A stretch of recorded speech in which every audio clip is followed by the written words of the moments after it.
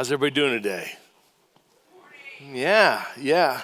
I'm just grateful that we get a chance to be the gathered church. My name's Troy McMahon. I get the privilege to be the lead pastor here. And I just want to start by just asking a simple question. Have you ever been lost? How many here, just raise your hand if you've ever been lost, okay? All right, so all of us have been lost, but here's what I realized, that in this moment in time, it is kind of really, really hard to stay lost, right? If you got one of these, and it has any power, and you have even the slightest signal, you can typically find your way out of pretty much anywhere. Maybe with the exception, if you find yourself deep in a forest, there's no cell coverage, you run out of power, then sure enough there, you're lost.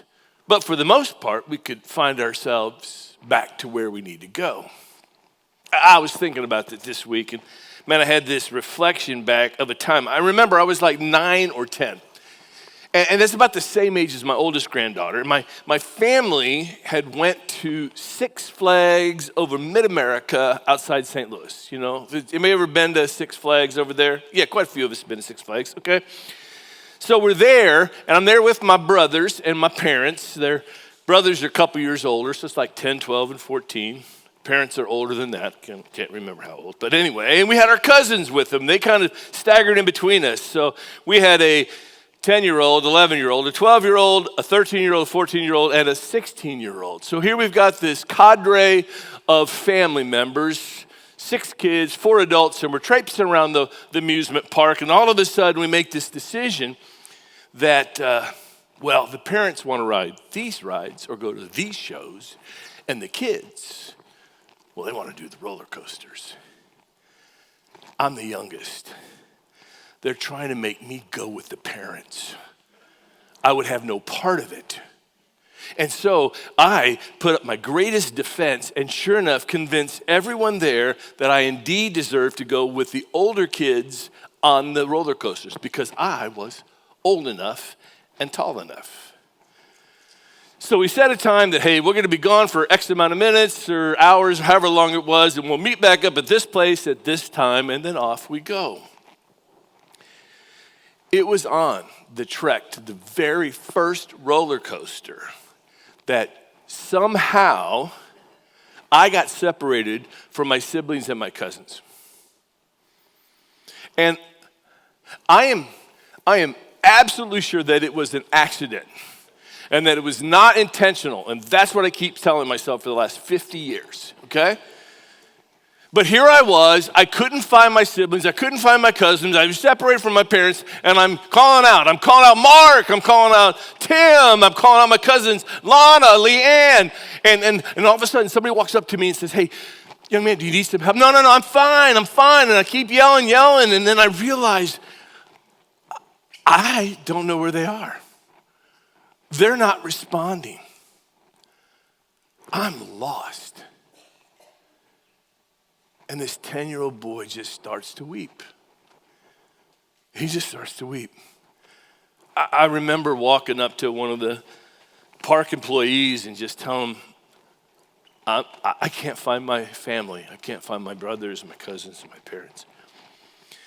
And this kind employee ended up escorting me back near the front entrance of the park to this lovely red caboose. And on this caboose simply said, lost parents. I went inside and I sat there and they asked me my name and I tried to gather myself and I said, my name's Troy McMahon, and then they proceeded to go over to the PA system, and they made this announcement, would the lost parents of Troy McMahon please come to the lost parents caboose at the entrance of the park? And I'm sure they had to say it multiple times, and making sure that wherever my parents were, they could hear it. And about 15 minutes later, my parents walk in, and I was the happiest chubby 10-year-old on the planet. Even now as I reflect on that experience, I realize that sometimes you can be lost in the middle of a crowd, completely surrounded by people. So here we are today. We're kicking off this brand new series, and the series title is simply Finding God in a World of Disconnect. And today, and as well as the next 3 weeks, we're going to dive into some of Jesus' most famous parables where he focused on things that were lost, but then they get found. Now, none of us likes to be lost, right? It's just not that fun to be lost. Doesn't matter if you're in the wilderness or you're in an amusement park surrounded by people.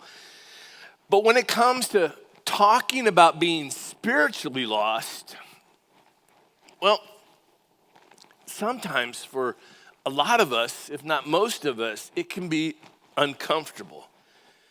Maybe even it's a topic of conversation that we try to avoid. But Jesus made this bold declaration. Jesus had this interaction with Zacchaeus, this tax collector, saw him in a sycamore tree, told him to come down, went to his house. And at his house, after Zacchaeus had this awakening, Jesus made this bold proclamation when he said, for the Son of Man, and that was a term Jesus referred to himself again, for the Son of Man. He said, for me, Jesus said, I came for this mission, this purpose, and that is to seek and to save the lost. But what does it actually mean when we talk about someone being spiritually lost? Because I think there's a danger that if we're not careful, the lost become kind of this category of people, right? They become somebody out there. They become people that don't believe what I believe. They become people that don't attend church, or people whose lives are different than mine, or people who've made bad decisions. And pretty soon, without realizing it, we start thinking about spiritual lostness in terms of them.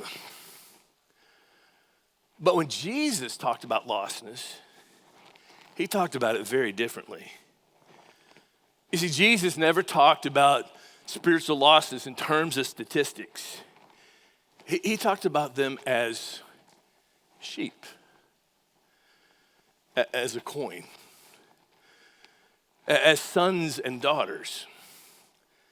And perhaps most importantly, Jesus talked about lost people as something, so valuable to God. And here's what this series is about. See, if we look at Luke chapter 15, we find the most famous chapter in the Bible about spiritual lostness. And Jesus tells 3 different stories. Something is lost, someone searches, something is found, and then heaven celebrates. A shepherd has 100 sheep and loses one. A woman has 10 coins and loses one. A father has 2 sons. And in different ways, well, both of them become lost. So we're going to spend more time in the coming weeks kind of diving into each one of those particular stories. But for today, I want us to kind of stand back and just see the bigness of what God's trying to teach all of us.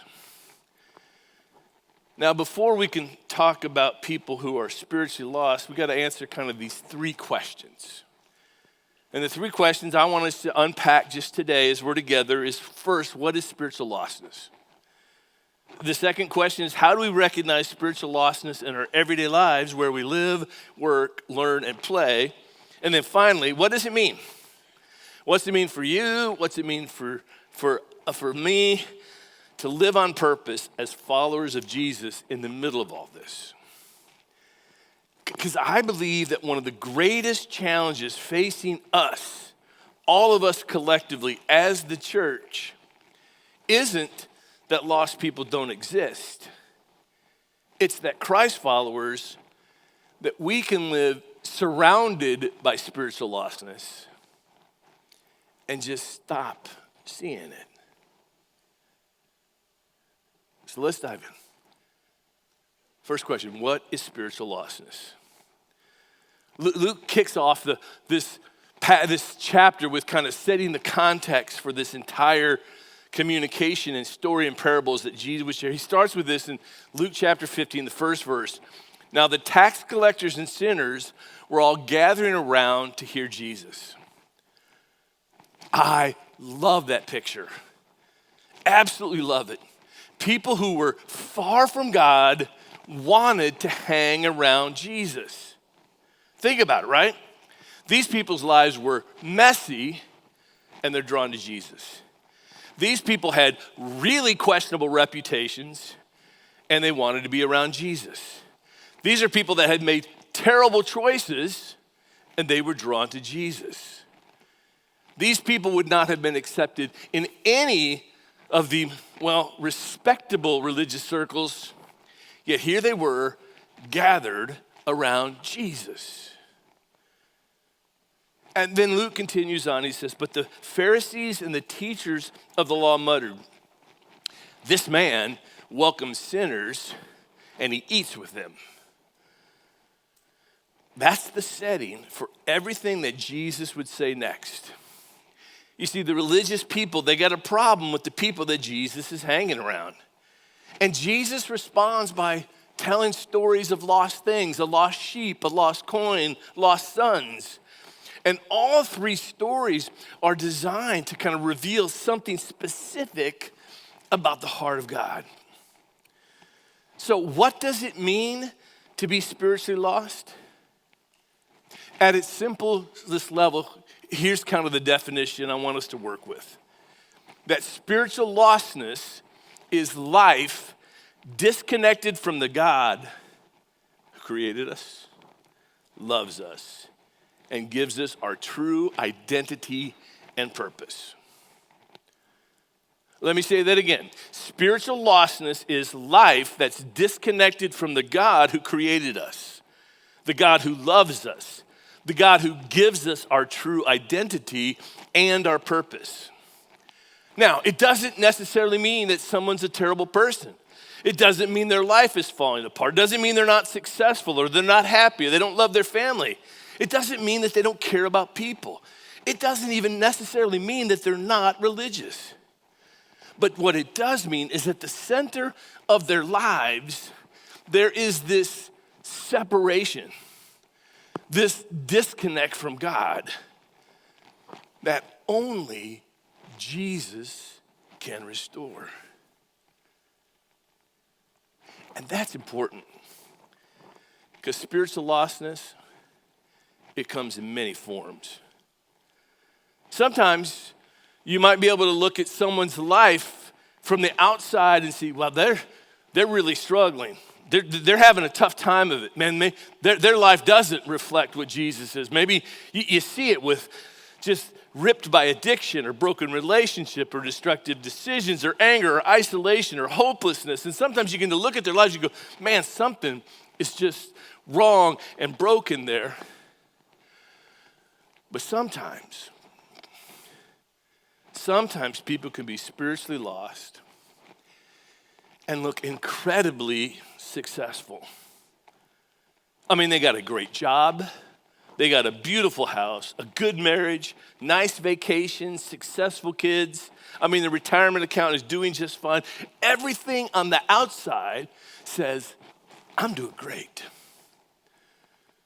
But inside there is this deep longing question of, is this all there is? Because you can know exactly where you're going professionally and be spiritually lost. You can have your financial future mapped out and secure and still be spiritually lost. You can have thousands, if not millions, of social media connections and followers and still be lost. You can know exactly where you are geographically and still have no idea where you are spiritually. And through these stories in Luke, we get this remarkable picture because things are lost in different ways, right? The sheep, it kind of wanders off on its own. The coin, it just somehow gets misplaced. And the sons, well, it's through their own choices and their own relationships. It's different stories, different circumstances, but the same condition. Lost. And there's something else that we need to understand when we talk about lostness. Lost does not mean worthless. And when we dive into Luke 15, we're going to discover exactly the opposite. The reason that something, being lost matters is because what is lost has value. I mean, nobody searches desperately for something that has no value. The shepherd searches for that sheep, that lost one, because it mattered. The woman looks for that coin because it has value. The father stands gazing out, looking and hoping for his son to come home. Because the son matters. Lostness, it does not decrease value. And I'll tell you, if that's the case, then it should change how we see people. You see, when Jesus looks at someone far from God, he doesn't see an inconvenience. He doesn't see a political category. He doesn't see some demographic. He doesn't see some problem to be solved. He sees someone created in the image of his Father, the Imago Dei, the image of God. Someone loved by God, someone worth pursuing, someone worth dying for, someone that God desperately wants to be restored to himself. That, my friends, is spiritual lostness. It's being separated from the life that we were created to experience with God. But at the same time, it's also about being deeply loved while we're lost. Paul wrote to the church in Rome to remind of this. He said, while we were still sinners, Christ died for us.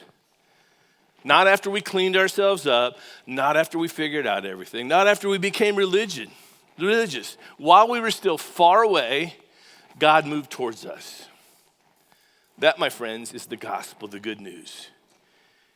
You see, this idea of Christianity, it is not primarily the story of people searching for God. It is the story of God searching for people. In Luke chapter 15, it reminds us that God is not indifferent about lostness. He moves toward it. Second question we got to answer is this: how do we recognize spiritual lostness in our everyday lives, where we live, work, learn, or play? This is where it moves from being theoretical to personal. Because it's easy or easier to talk about spiritual lostness on a theoretical standpoint. But it's harder to see it relationally. Because you can come to church and we can talk about changing the spiritual landscape of Kansas City. We could talk about helping people find their way back to God. We could talk about discipleship and disciple making. We could talk about mission, and we can still miss the point. You see, Jesus never saw crowds without seeing people. And when it tells us that when Jesus saw the crowds, he had compassion on them. In Matthew, we read that he saw that they were harassed and helpless, like sheep without a shepherd. So Jesus sees beneath the surface, right? Everyone else sees a crowd, Jesus saw people. Everyone else saw problems, and Jesus, he sees pain. Everyone else saw sinners, and Jesus saw sheep, lost sheep who needed a shepherd. And maybe that's just one of the prayers that if you take anything away from this today, anything that you carry with you, just even this afternoon, if not into tomorrow morning, is this. Maybe it's this simple prayer of just, Jesus, help me see what you see. Because spiritual lostness is all around us. It exists where we live. People on your street, couple across the way that maybe you wave at, the person that you've walked by, and you might even know their name, but you've never had a meaningful conversation.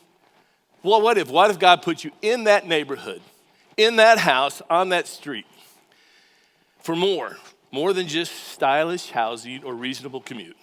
What if your address is part of your personal spiritual assignment? I mean, spiritual losses exist where we work, right? The person in the office next to you, the guy on the job site, the woman that you sit beside in meetings, the employee who drives you crazy, the boss that you can never satisfy. Too often we think that Hey, where I got to go tomorrow to work, that's like this separate part of my life. I go there so I can make a living to be able to be on mission with my family in some other context. But what if your workplace is part of your mission field? Spiritual lostness exists where we learn. In spaces just like this, where you guys are going to hang out in high school and the person who's sitting in the desk next to you, it could be you as parents, the parents that are going to sit in the bleachers next to you. It's the teachers as well, the young adults trying to figure out who they are, what they believe, what matters, and what kind of life they want to build. And spiritual lostness exists where we play. The golf course, the gym, the coffee shop, the pickleball court, the neighborhood pool, the restaurant, the motorcycle ride. I hope it's only spiritual lostness because I don't want to get lost, actually. But I have my phone, so I don't get lost, right? The kids' soccer tournament, the cigar shop, and the places where we naturally go that we enjoy, there's lostness around us. And sometimes when I'm having conversations and talking about like our personal mission, what God's asking us to do, I can feel just, when I sit with somebody, I can feel the overwhelming, like they're trying not to roll their eyes, but they're just overwhelming. They're just like, Troy, what do you want from me? What do you want? I mean, my life is completely booked. And you want me to add something more to it. But what if it's not about adding something to your calendar? Maybe that becoming missional is just allowing ourselves to become spiritually awake already in the places that we are. And I'll tell you that if we're going to learn to recognize spiritual lostness, there's some areas of growth that I got to grow in, and I think that we, as followers of Jesus, need to grow in. And that is learning to listen differently. It means being curious about people. It means asking questions like, how are you really doing? What has life been like lately? What are you excited about? What are you worried about? But then when you ask a question, you actually have to listen. Not listening so you can figure out what to say next, or listening to how you can figure out to kind of slide a Bible verse into the conversation. You're going to listen because that person matters. And in our cultural moment, listening for so many people is so close to loving that the two are almost indistinguishable. Because one of the ways to recognize spiritual lostness is listening for the deeper questions that people already have. I'll tell you, if this is something you want to get better at, if you want to grow in this one, man, we are wanting to be here to help you take next steps. Eric mentioned this during his host moment. Missionary Pathways coming up. And I can't recommend it enough.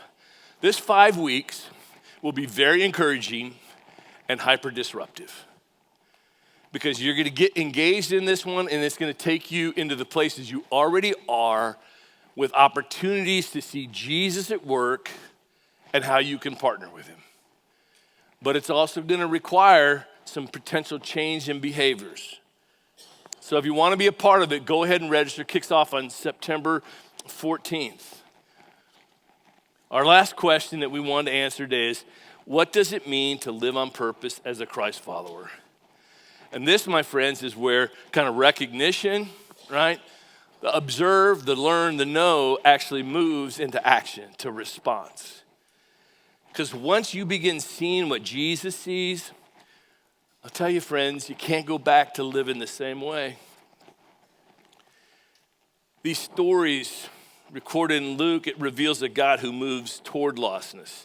The shepherd goes after the sheep. The woman searches for the coin. The father stands on the porch watching for the son. So we're going to unpack these stories more. But for this, don't miss this pattern. God's heart always moves toward people that are far from him. And if I am becoming more like Jesus, if you are becoming more like Jesus, that's going to become our heart as well. Now, living on purpose, it doesn't mean that you're going to turn every conversation into a sermon. It doesn't mean you're going to treat people like some spiritual project. It doesn't mean you're going to awkwardly try to force Jesus into every conversation you have. And it absolutely does not mean that you're going to pretend to like your coworker, your neighbor, that person at the gym, just so you can get them to come to church. Living on purpose, it means that you and I are going to begin our days with this simple awareness that God has sent me into this day. That where I go, God is, and he's sending me there. And I hope that changes your Monday morning. That you're not just getting up and going to work, you're being sent. You're not just going to school, you're being sent. You're not just showing up at the coffee shop or the cigar shop or the gym, you're being sent. You're not just sitting there in the bleachers for your grandchild, your child, your brother or sister, your boyfriend, your girlfriend. You're in those bleachers because you are sent. Jesus said this, recorded in the Gospel of John, as the Father has sent me, I am sending you. So wherever you go, you and I, we carry the presence and the aroma of Jesus. So living on purpose, it starts with recognition, right? It starts with already learning that, God, who's around me? Who are you working on? What needs are of encouragement? Who do I need to listen to? But then comes response. And sometimes our response to God's prompting is just going to be a simple conversation. Sometimes it's an invitation. Sometimes it's a meal. It might be a prayer. Sometimes it's generosity. Sometimes it's just noticing that someone's having a rough day and just asking if they're okay and stopping and listening. And sometimes, my friend, it's going to be where you share your own story. It's just simply saying, can I tell you what Jesus has done in my life? Living on purpose doesn't require you to have every answer. Living on purpose will require that you are available. Let me wrap this up. Earlier when I described, right, that person who had the great job, beautiful house, good marriage, nice vacation, successful kids, retirement account doing just fine, everything on the outside says, I'm doing great. But inside there's this deep, longing question of, is this all there is? If that describes you, I want to encourage you. I want to encourage you to take a next step spiritually. If you're feeling, man, is this all there is? I just want to, maybe it's time for you to say, I'm ready to go home. I'm ready to come home spiritually. I'm ready to say yes to Jesus. I'm ready to get baptized. Man, as Eric shared, we got this baptism service coming up on the 30th. We got these baptism conversations today. I just want to say, take this step. Take this step, and you're going to find something. You're going to find out that indeed there is more to this life. I won't make you any guarantees that your life will become easy. It won't be this easy street, but I will guarantee you will find more purpose and meaning and significance if you walk this life with Jesus. And maybe for many of us, you want to go on this quest to better understand who this Jesus is. That is the whole focus of this Alpha course. So join us at this Alpha course for these 9 weeks, and you're going to walk out with an ability for your own personal journey to better understand who Jesus is. And I can guarantee you that you're going to be in a better place for you to have conversations with your family members, your coworkers, your best friends, and be able to talk about who this Jesus is. Now, to close this out, during our last series, Acts, right, the unfinished story, one of the things that we thought was going to be powerful, if that we're teaching on Acts, it's going to be important that we all read through it together. And so we read through the entire book of Acts over the course of 9 weeks, 28 chapters.